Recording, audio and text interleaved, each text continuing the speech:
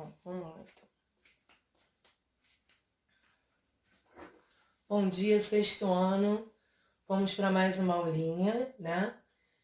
Hoje nós vamos falar sobre a unidade fundamental da vida, parte 2.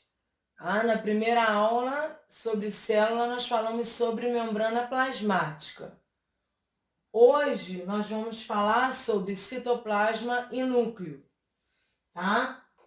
Então, na realidade, o capítulo 5, né, que foi o anterior a esse, ou seja, perdão, esse capítulo complementa o capítulo 5, que foi anterior a esse. Tá bom? E mais uma coisa, vocês podem acompanhar tanto pelos slides, quanto pelo resumo, ou pelo próprio livro. Se vocês olharem aqui, tem as páginas do livro, né, para vocês acompanharem. Tá bom? Se preferir utilizar. Bom, introdução. Como pode uma estrutura, né, tão pequena ser tão complexa, né? É impressionante. A célula ela é uma estrutura muito pequena, a maioria não tem como ser vista a olho nu, a gente já falou sobre isso, mas é muito complexa. E ela possui organoides celulares, ela possui organoides, que seriam como se fossem órgãos, né? A gente não tem os órgãos formando os sistemas lá do nosso organismo. Então, as células, elas têm organoides, né? Esses organoides, eles funcionam como órgãos. Por que organoides? Porque são muito pequenos. Imagina, se ela já é pequena, imagina o tamanho dos organoides, tá? Então, organoides por serem órgãos muito pequenos. Bom, e aí, conforme eu falei, nós vamos falar hoje sobre citoplasma e núcleo. Citoplasma é a porção mais volumosa da célula, se localiza entre a membrana plasmática e o núcleo. Ele é composto de aloplasma, que também é chamado de citosol. Vocês vão encontrar mais esse nome citosol do que o nome aloplasma. E organoides, né? Os órgãozinhos lá pequenininhos que fazem parte das células. Nos procariontes, o que acontece? O citoplasma ele vai ocupar todo o interior da membrana. Por quê? Porque os procariontes não têm carioteca, lembra? Membrana nuclear. Eles não têm. Então, como eles não têm, o material genético fica todo bagunçado, todo espalhado lá de qualquer maneira no citoplasma, tá? Então, na realidade, você não visualiza um núcleo, né? Eles não têm membrana nuclear, então não forma núcleo. Bom, o citosol é um líquido viscoso, composto por íons e moléculas orgânicas que ficam dissolvidos em água, né? Os íons e as moléculas. E aí, o que acontece? Nós temos o citoesqueleto. O citoesqueleto, ele é responsável pela sustentação e a forma da célula. Cada célula tem uma forma, né? Essa forma normalmente está relacionada à sua especialização. De que tecido é a célula? Tecido conjuntivo, tecido adiposo, tecido... Ela tem células de acordo com a forma celular de acordo com a especialização do tecido. E o que vai formar esse citoesqueleto são fibras proteicas, tá? Que entraria aqui, ó, nas moléculas orgânicas. Então, um dos tipos de molécula orgânica são as fibras proteicas, que vão garantir a sustentação, então, e a forma celular, vão formar o citoesqueleto. Bom, os organoides a gente vai estudar separadamente cada um. Cada organoide desempenha uma função específica. Bom, com relação às fibras proteicas, né? Elas possuem microvilosidades que vão fazer o quê? Essas microvilosidades, elas vão permitir a sustentação celular e o aumento da absorção. Absorção de quê, gente? Absorção de substâncias, tá? De nutrientes, né? Então, as células do intestino, elas possuem bastante microvilosidades, logo bastante fibras proteicas. Possuem microtúbulos responsáveis pela locomoção celular, cílios e flagelos, e formação de centríolos. Então, na realidade, assim, as fibras proteicas, elas possuem microvilosidades, possuem microtúbulos, né? E as microvilosidades, elas vão ter a utilidade de aumentar a absorção, além da função de sustentação, aumentar a absorção da área, né? Absorção de nutrientes. Então, ela aparece em bastante quantidade nas células do intestino. E os microtúbulos, que são responsáveis pela locomoção celular, que pode ser a partir de cílios ou de flagelos, eles vão estar presentes, por exemplo, aqui, ó, nós temos aqui exemplos, ó, cílios presentes no paramécio. O paramécio é um protozoário, tá? Ele é um protozoário, ele é um ser eucarionte unicelular. Ou seja, ele é formado por apenas uma célula. Essa célula, ela possui cílios para que possa, esse protozoário possa se mover, né? E ele é eucarionte, então na realidade ele tem o quê? Carioteca, ele tem uma membrana nuclear separando o material genético do citoplasma. E flagelo a gente vê nos espermatozoides. É o flagelo que permite que os espermatozoides nadem até o óvulo, né, da fêmea. Eu vou falar fêmea porque eu estou falando aqui de um modo geral, não estou falando só de homens e mulheres, né? Estou falando de animais vertebrados, de um modo geral. Então, o espermatozoide ele só tem a condição de nadar para ir de encontro ao óvulo, porque ele possui esse flagelo, que é o quê? Uma estrutura de locomoção. Bom, e os centríolos, né? Os microtúbulos participam na formação de centríolos. A gente vai ver mais para frente. Eles são também organoides, os centríolos são organoides, do citoplasma. E eles vão atuar na divisão celular. Tá? A gente vai ver mais para frente, inclusive, que eles ficam situados bem próximos ao núcleo, porque ele vai atuar aí no processo de divisão celular, que vai separar os cromossomos. Mas a gente vai ver isso mais detalhado daqui a pouco. Bom, então, organoides citoplasmáticos. Retículo endoplasmático. É um sistema de tubos e bolsas achatadas formando uma rede de canais que tem como principal função a distribuição de substâncias no interior das células. E ele pode ser de duas formas, gente. Ele pode ser rugoso ou liso, tá? Isso vai depender do quê? Da estrutura dele. A gente vai ver aqui agora, ó. Retículo endoplasmático rugoso. Ele possui ribossomos aderidos à superfície,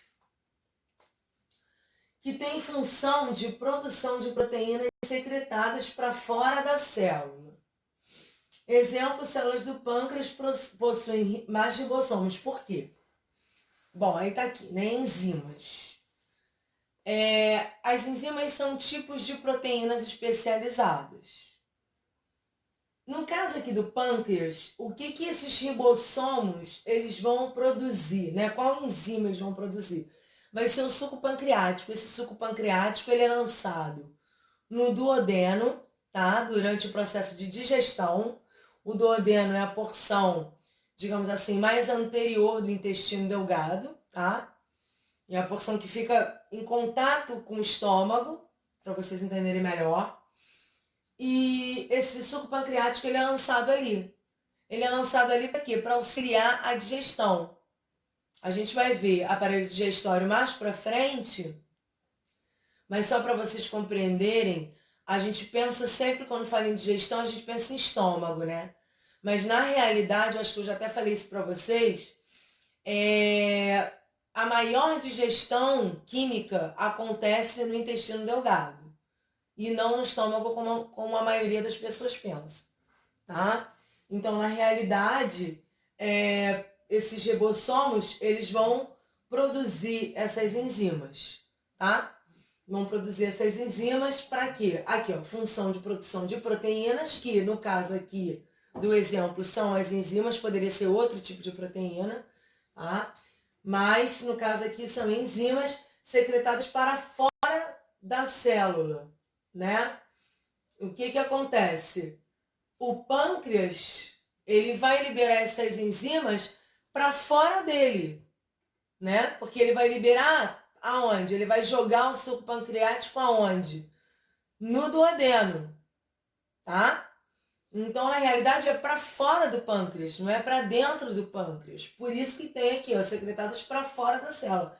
Para fora das células de quem? Aqui nesse caso do exemplo do pâncreas. Retículo endoplasmático liso, ele já não possui ribossomos, por isso o nome liso, porque aí ele não faz aquelas ondulações. Tem como função síntese, dos hormônios esteroides, que são os hormônios sexuais. Para quem não sabe, testosterona no caso dos homens, tá? E progesterona e estrogênio no caso das mulheres, né? Melhor, mais completo falar. Testosterona no caso dos machos, porque vai envolver todos os animais vertebrados. E progesterona e estrogênio no caso da fêmea, que também envolve grande parte aí das fêmeas vertebradas, grande parte. E desintoxicar o organismo. Então, na realidade aqui, ó, exemplo, gônadas, né? Que aí a gente, quando fala em gônada, a gente pensa em testículo, no caso do macho, e ovário, no caso da fêmea, né?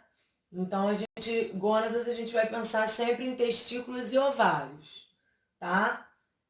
E fígado, né? Fígado está relacionado aqui à desintoxicação do organismo.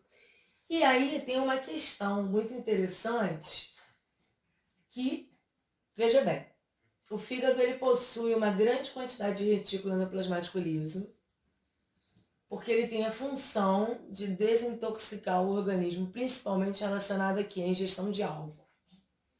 Né? Aquelas pessoas que ingerem muito álcool, perdão, gente, aquelas pessoas que ingerem muito álcool, a tendência é aumentar a quantidade desse retículo endoplasmático liso nas células do fígado, como se essas células ficassem mais resistentes.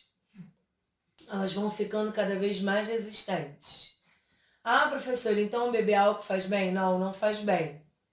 Porque na realidade, essas células elas vão ficando cada vez mais resistentes até a hora que o excesso de álcool faz com que o fígado entre em falência, né? Não dê mais conta de desintoxicar o organismo, de retirar esse álcool do organismo. Porque o que acontece? Quando o álcool cai no organismo, o fígado ele precisa metabolizar esse álcool e transformar ele em alguma coisa.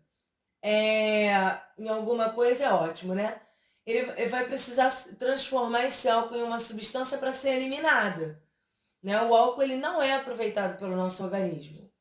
Tá? Então, na realidade, à medida que a pessoa vai ingerindo cada vez mais álcool, esse álcool ele vai causando um estrago no organismo.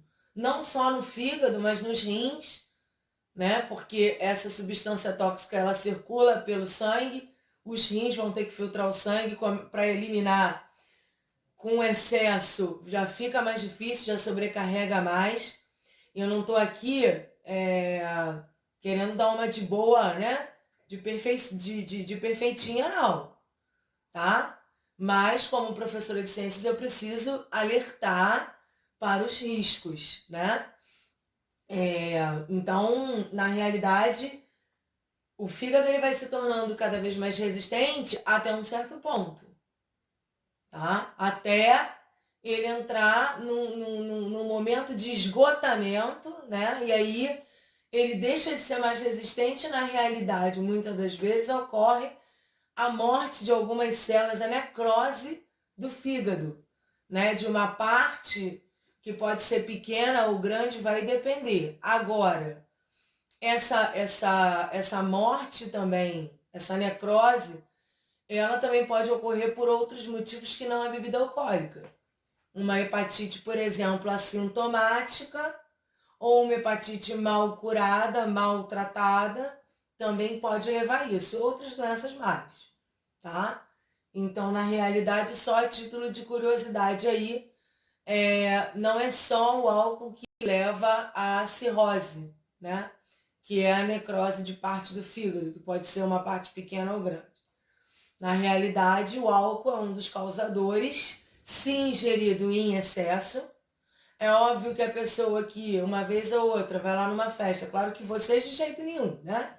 Bebida para menor de 18 anos nem pensar, porque vocês estão com cérebro em formação, ainda o cérebro de vocês ainda está se desenvolvendo, vocês estão em fase de crescimento e o álcool só iria atrapalhar, não tem benefício nenhum aí, né? Bebida na idade de vocês nem pensar. Mas eu tô falando com relação a um adulto, né? Que tem o hábito de beber. Se ele bebe socialmente, não é todo dia, não é em muita quantidade, muito provavelmente não vai acontecer uma necrose aí do fígado, de parte do fígado, tá? Eu tô falando, quando eu falo assim nessa questão, eu falo de pessoas que têm uma necessidade maior, enfim, um vício maior. E existe até a questão do alcoolismo, né? Algumas pessoas são alcoólatras e aí elas, se ainda não tiverem tratamento, elas muitas das vezes elas bebem até perfume. Então, estou falando com relação ao consumo excessivo de bebida alcoólica, tá? O consumo excessivo realmente, ele pode levar sim à morte celular, né, do fígado, à morte das células do fígado, do tecido que forma o fígado e quando a gente fala em morte celular, a gente está falando em necrose também, tá, gente? E cirrose também, tá? Na realidade, nada mais é do que a morte de células daquele tecido, né? Se pode ser numa grande parte ou numa pequena parte, aí vai depender. Complexo Golgiense. Bom, o complexo Golgiense, ele era chamado de complexo de Golgi, tá? Então vocês ainda podem encontrar com esse nome, complexo de Golgi. Tá correto também. São pequenos sacos achatados interligados. Estão envolvidos no processo de secreção celular. Eles armazenam as proteínas produzidas pelos ribossomos, tá? Lembra que a gente falou? No retículo endoplasmático rugoso. O acrosoma é um organoide, né? Presente no espermatozoide, na cabeça do espermatozoide. O que acontece? Esse acrosoma ele é repleto de enzimas e essas enzimas vão destruir a parede do óvulo, permitindo que o espermatozoide consiga entrar no óvulo, permitindo que ocorra o quê? A fecundação, tá? Lisossomos. Os lisossomos, eles possuem muitas enzimas também, que tem já outra função, tá? Digestão intracelular, ou seja, uma digestão no interior da célula, fagocitose e pinocitose, tá? Então, na realidade, a fagocitose, ela vai digerir substâncias sólidas e a pinocitose, substâncias líquidas. Então, essa é a função dos lisossomos. Eles possuem muitas enzimas e vão atuar na digestão intracelular. Eles vão auxiliar tanto a fagocitose, que é a ingestão de substâncias, de substâncias sólidas, como a pinocitose, que é a digestão de substâncias líquidas. Então, vamos às etapas da digestão intracelular. 1. Fagocitose de uma bactéria, tá? Vamos imaginar aqui. Então, vai formar o fagossomo. O fagossomo vai se unir, vai acontecer a união do fagossomo com os lisossomos. Vai ter, perdão de eu estar cansada, gente, saída de partículas úteis para a célula. E aí vai ter a formação do corpo residual e a exocitose. Ou seja, saída de substâncias, né, partículas inúteis para a célula. Vamos lá, peroxissomos. São pequenas vesículas. Essas vesículas, elas possuem enzimas que vão auxiliar em quê? Na reação do oxigênio com moléculas orgânicas, tá? Então, por exemplo, a água oxigenada, ela é tóxica para o nosso organismo, a formação de água oxigenada. Então, o que acontece? Existe a enzima catalase que está presente no peroxissomo que vai fazer com que essa água oxigenada seja separada em água e oxigênio. Entendeu? Então, na realidade, é essa função aí. Tá? Tanto une quanto separa, dependendo da necessidade de cada célula, da necessidade do organismo. Mitocôndrias. Formato de bastonete, tem produção de energia, tá? Ela atua na produção de energia, respiração celular, a gente chama a produção de energia celular de respiração celular. Então, o que acontece? Ela vai converter o oxigênio mais a glicose em gás carbônico e resíduos. A partir dessa conversão ocorre a liberação de energia. Para que essa energia, gente? Para todo o organismo. Tá? Para as células funcionarem com qualidade, é necessário que se tenha liberação de energia. Precisa ter produção de energia. Sem energia não tem como a célula viver. Se não tem como a célula viver, né? Imagina, todas as células sem energia, o indivíduo morreria, tá? Até rimou, né? Mas é isso. Então, é importantíssimo as mitocôndrias. A gente está falando, por enquanto, só de organelas ou organoides, é a mesma coisa do citoplasma, tá bom? Então, mitocôndrias também fazem parte do citoplasma. Então, é isso. Ela vai fazer a produção de energia, tá? Ela vai produzir energia que a gente chama, é o processo que a gente chama de respiração celular. Centríolos. São tubos cilíndricos de proteína, localiza-se próximo ao núcleo, presentes nas células eucariontes, com exceção de fungos e plantas com sementes, tá? Então ele está presente em todas as células eucariontes, menos nos fungos e nas plantas com sementes. Processo de divisão celular. Separação dos cromossomos. Lembra que a gente tinha falado lá dos centríolos? Então, aí eu falei, a gente vai ver mais detalhado aqui. Ele se localiza próximo ao núcleo, por quê? Porque ele vai atuar na separação dos cromossomos. E onde estão esses cromossomos? No núcleo, tá? Então é por isso. Ele vai atuar nessa separação. Então ele tem que estar perto, né, dos cromossomos. Não teria como ele estar afastado do núcleo. E formação de filamentos móveis, cílios e flagelos. Tá? Então ele atua tanto na divisão celular, separando os cromossomos, como formando filamentos móveis, cílios e flagelos. E os cloroplastos, presentes nas células vegetais, somente nas células vegetais. Célula animal não tem cloroplasto, por quê? Porque a função dele é fazer a fotossíntese, é a realização da fotossíntese. Sem cloroplasto não tem fotossíntese. Nós, animais, né, de um modo geral, não fazemos fotossíntese porque a gente não produz o nosso próprio alimento. Né? Fotossíntese, só para fixar, eu sei que vocês já sabem, mas a fotossíntese é o processo pelo qual o vegetal produz seu próprio alimento. Não é a respiração. Quando o vegetal respira, deixa eu voltar aqui, quando o vegetal respira, ele vai absorver oxigênio, vai eliminar gás carbônico, assim como nós animais. Agora, quando ele faz fotossíntese, é claro que isso acontece a todo momento, sempre, aí sim ele vai absorver o gás carbônico e eliminar o oxigênio, né? E vai produzir durante esse processo o próprio alimento. Bom, vacúolos. São originados pelo retículo endoplasmático e complexo de Golgi. São 3 tipos. Existem os vacúolos digestivos, que auxiliam na fagocitose. Os vacúolos contráteis, que são reguladores da osmose, né?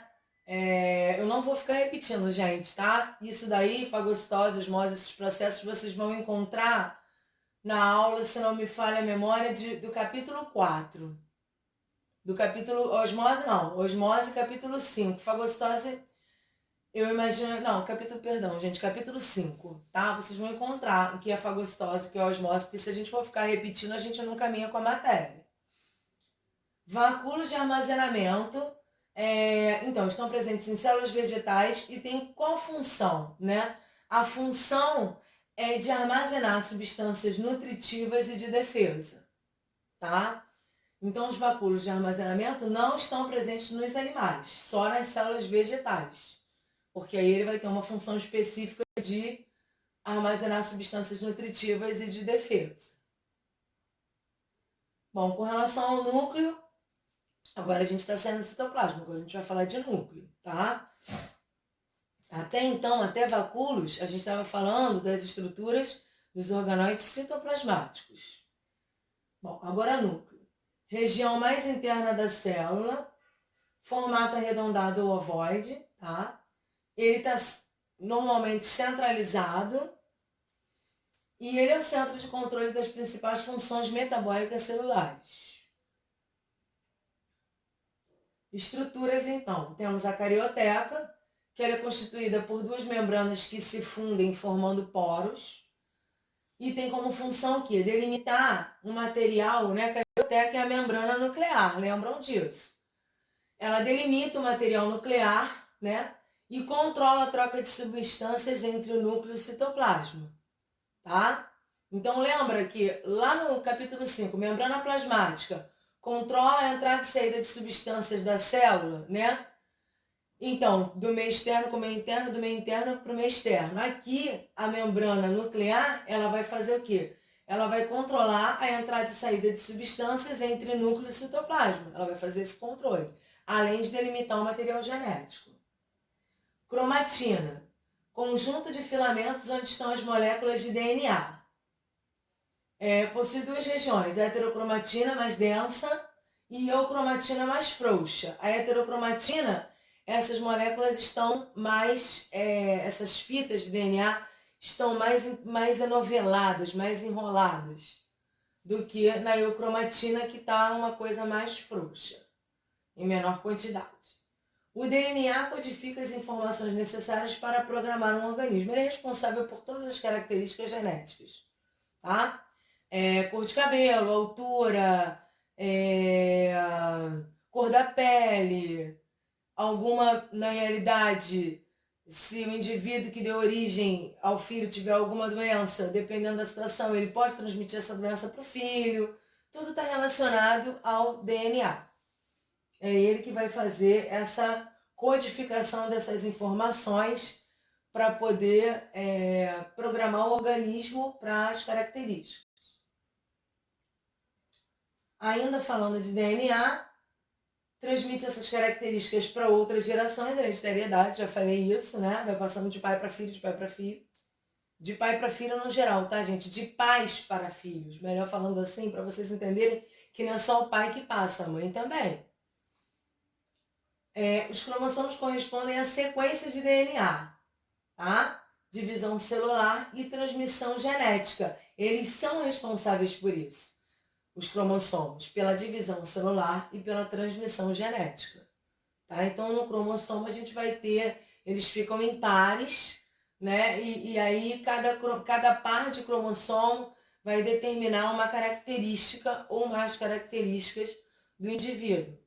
Tá? E da onde isso é herdado? 50% do pai e 50% da mãe. Nucleolo, constituído por RNA ribossômico, que forma os ribossomos.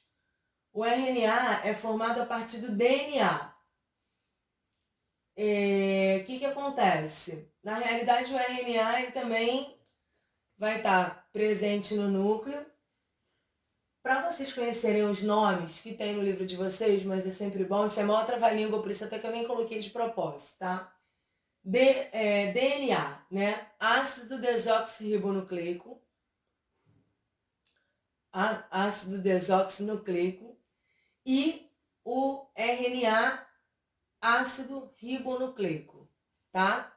Então, DNA, ácido desoxirribonucleico e o RNA ácido ribonucleico. tá? Na realidade, o RNA ele é formado a partir do DNA e é esse RNA que vai dar origem aos ribossomos. Esses ribossomos, quando estão maduros, eles migram para o citoplasma. Para quê? Para fazer a síntese de proteína. A gente já viu que eles são importantíssimos, né? Cariolinfa é uma solução aquosa que preenche o núcleo, composto de substâncias diversas, as minerais e proteínas, as substâncias, nucleolos e cromossomos. Tá? Então, na realidade, ela vai fazer o preenchimento. E tem bastante, e é composta por substâncias diversas, que vão ser importantes para toda a célula, na realidade, não só para o núcleo, que são os minerais e proteínas, e os nucleolos e cromossomos. Gente, hoje é só. Desculpa qualquer aí probleminha, qualquer latido da minha cachorrinha. Os exercícios eu vou pedir que vocês façam, os exercícios do livro. Perdão que a letra aqui ficou pequena, eu vou até... Peraí só um instantinho, eu vou ampliar aqui para que vocês possam visualizar, mas não fiquem preocupados porque vocês têm isso tudo para acompanhar, tá? Exercícios do livro, né? Perdão, deixa eu aumentar aqui de novo. Páginas 88, 96, 97, 98, 100, 104 e 105. Parece muita coisa, mas não é, tem muita coisa de marcar. Peço que vocês façam, não fiquem só esperando a correção. Qualquer dúvida é só me perguntar lá na plataforma. Gente, uma coisa. Eu tô com mais...